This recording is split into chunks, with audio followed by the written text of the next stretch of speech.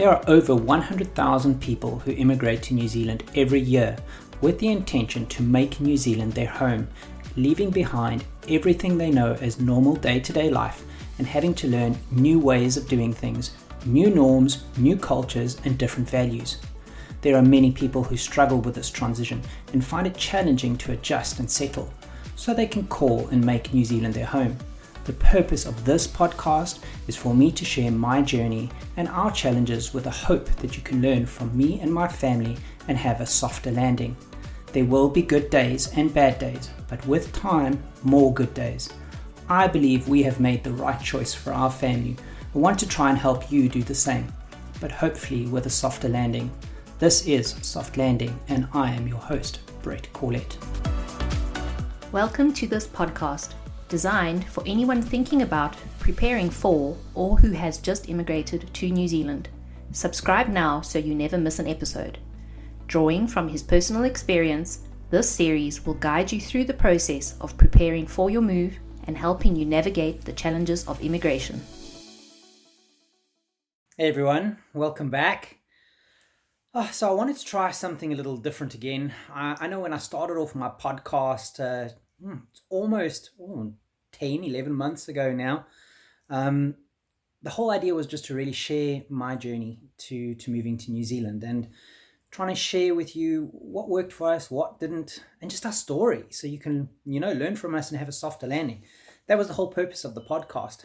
There's a lot that's evolved in the last 9-10 months, and there's a lot of stuff that I've started getting involved in, and I'm not trying to get into that today, but what it made me realize is, last time I really shared the story of our journey for the first year of getting here.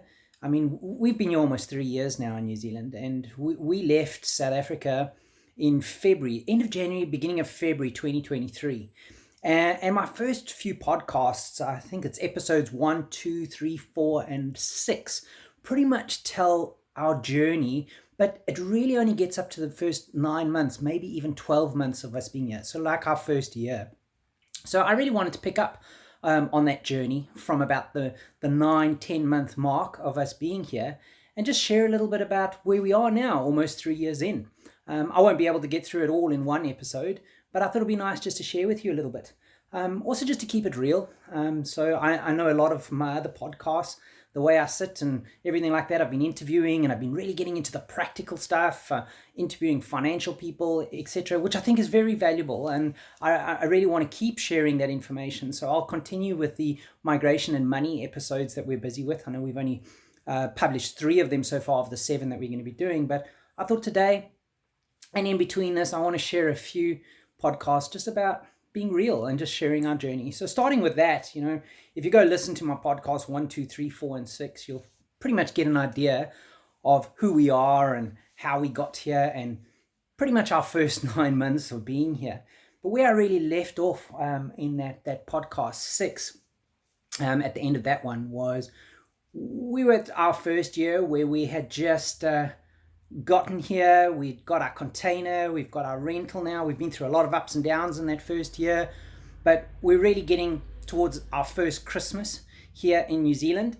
And we were starting to think that we were kind of getting into a groove and kind of getting there. But I think that's where I want to share reality hits, and there was a lot of other stuff that still was happening in the background. Some of it I wasn't ready to share, and I think it's taken a little bit of time. So now we're a little bit further along and it's time to share. And one of those things was, towards the end of that year, it may have sounded like we had things together and we had things under control, but it wasn't actually that easy. In the background, what we had just found out at the end of 2023, it was around about October, November, and we had only been here about 9 months, as we found out at home that my sister-in-law had been diagnosed with cancer and she was ill. And I think that's a tough one to deal with. You've just moved countries. You've just really got to the other end of the world, literally, in New Zealand. And now you've found out this news. And I know it was even harder on my wife than it was on me, but it's finding out that there's a family member that needs your support and needs your help. But now you're not there to give that help. So there's a lot of guilt that's going through your mind that you're not there to help.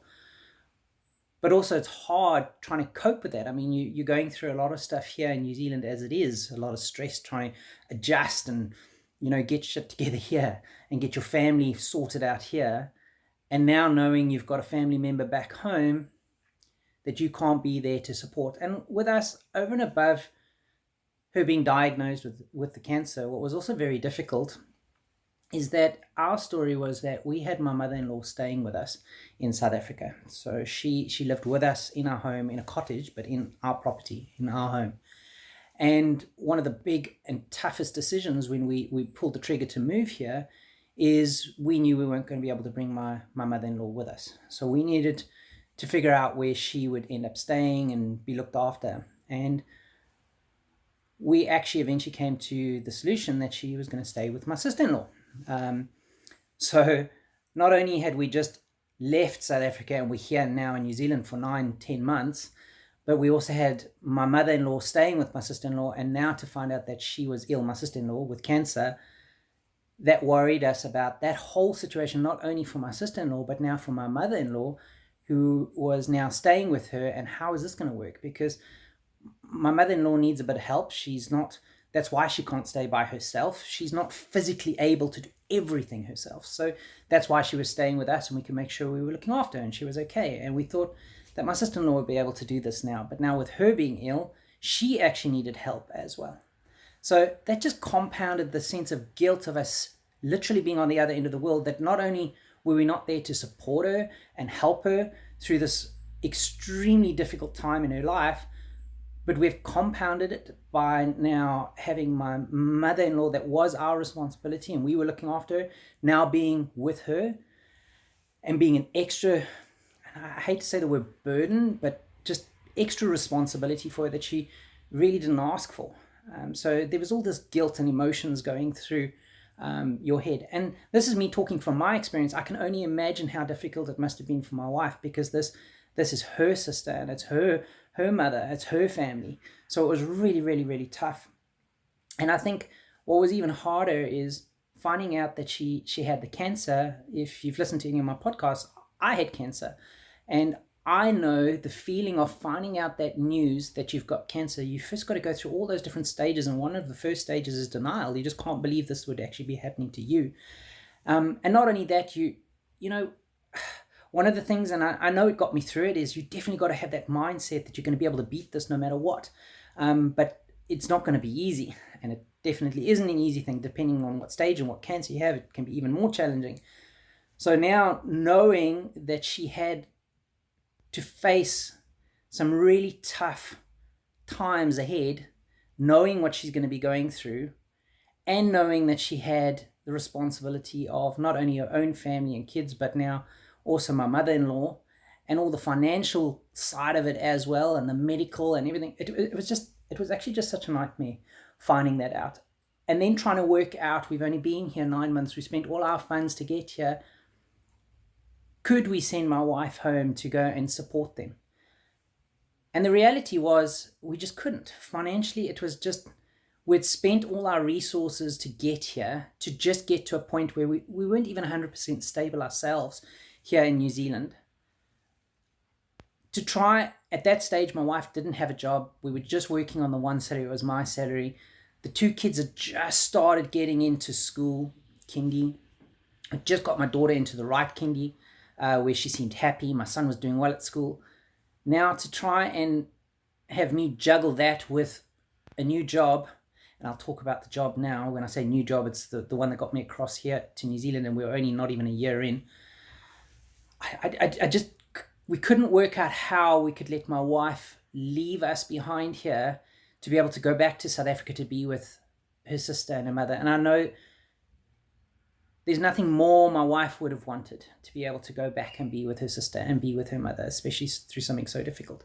And then to have to make that difficult decision, not with your heart, but with your mind, to not let her go back. And I even felt guilty because I was the one holding her back and stopping her from doing it because we needed her here. So that is a real tough thing to have to try deal with. And that's why I'm starting to share with it now, because we're we're like 2 years down the line. So I think I'm at a space now where I can start sharing a bit more about what was happening in our lives at that point in time. It's just not easy. It's really not easy. And there were some tough decisions to be made towards the end of not even our first year of being here and leading up into Christmas. So that was the one challenge that we had to deal with.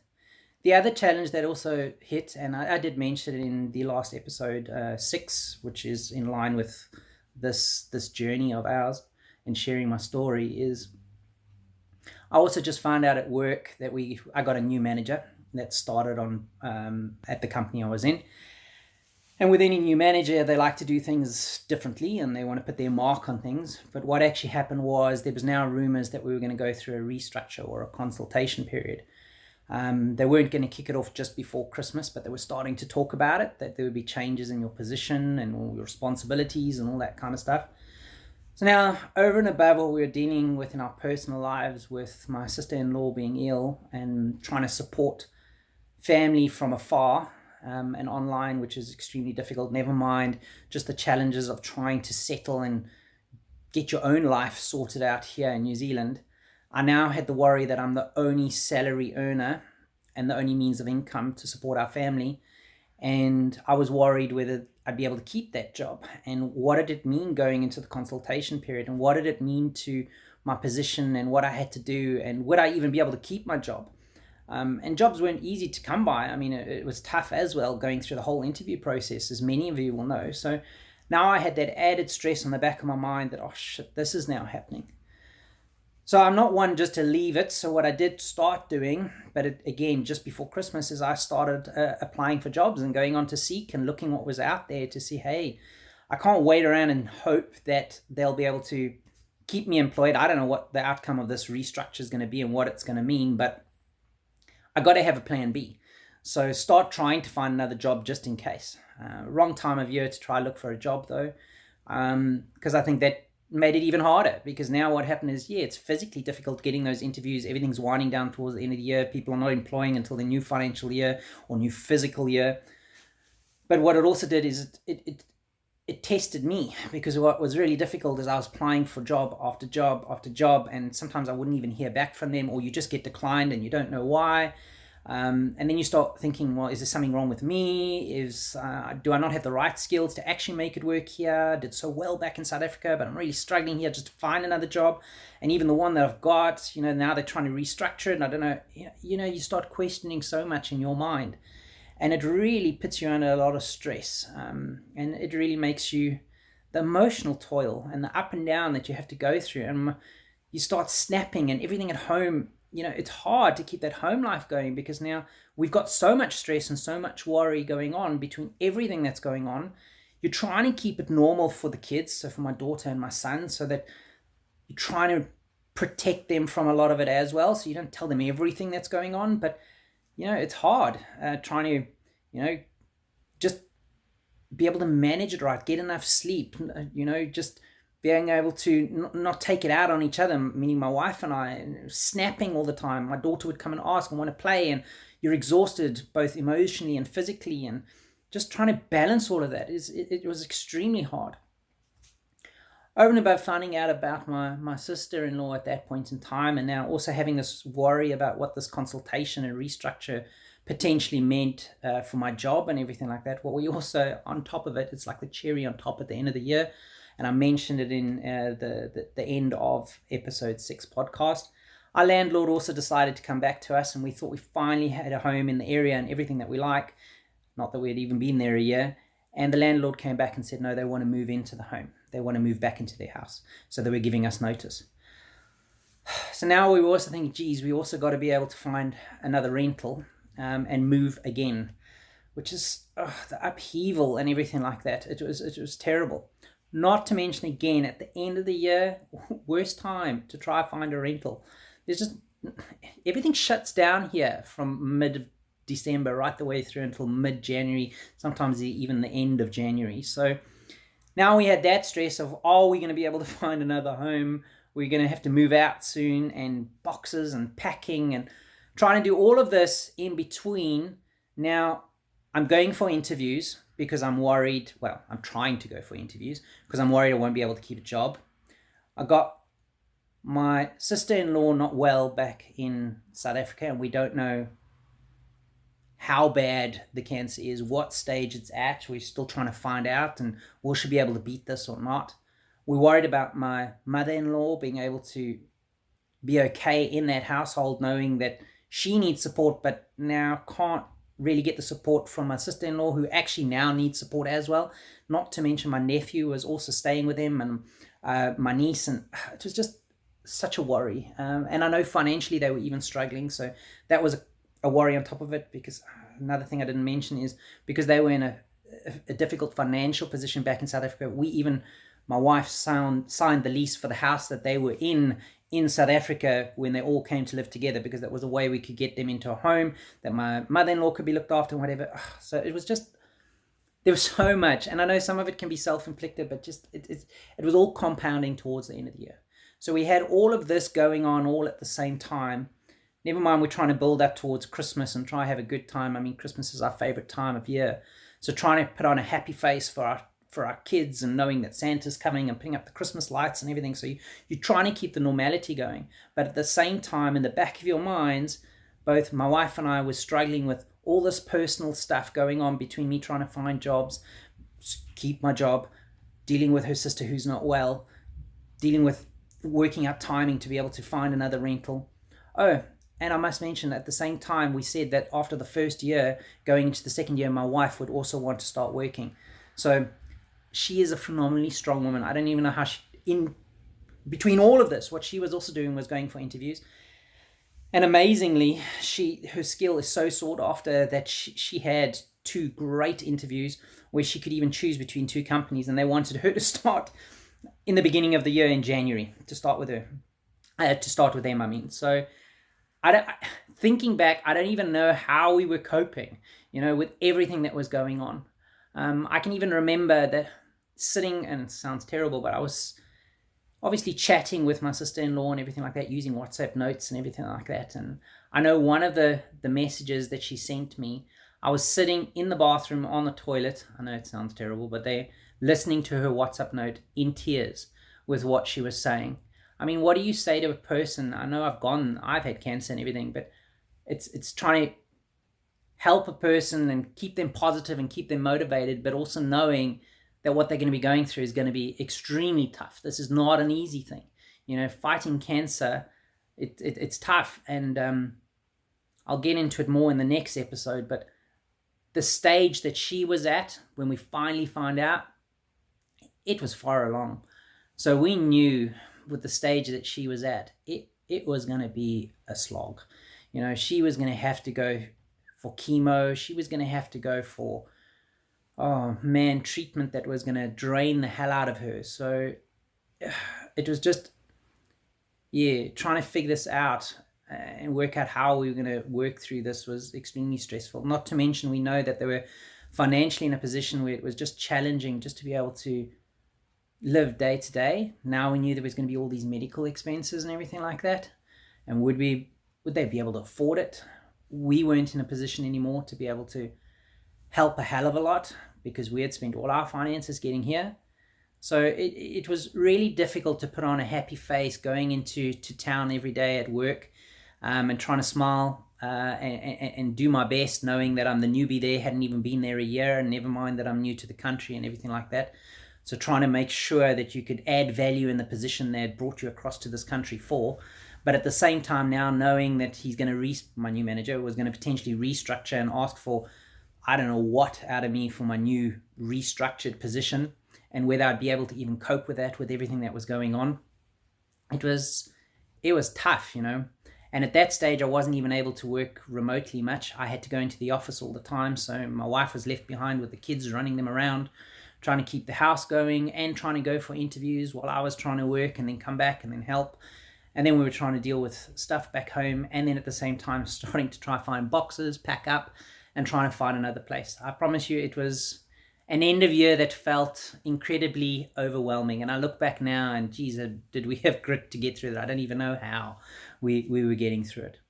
But I think really why I want to share this, and I'll continue sharing my journey, just so that you can hear what we've gone through and maybe learn from us. Like I said in the beginning, that's the whole purpose. But it's more just to show this immigration journey immigrating is tough, man. This is not an easy thing. This is really, I know I keep referring to it, but there's a lot of things I've struggled with in my life, and fighting cancer was not an easy thing either. But I can tell you, moving to another country is not easy either. This has been one of the most difficult things I've had to do. And I'm sharing this to tell you that, there's some of you out there that have just moved across here and are just in that first year and are going through hell. Everybody's got their story. Everybody's got their journey, Everybody's got their challenges that they're going through. But I think more than anything else, I just want you to never give up. Just know you're not alone. It's not unique to be going through hell.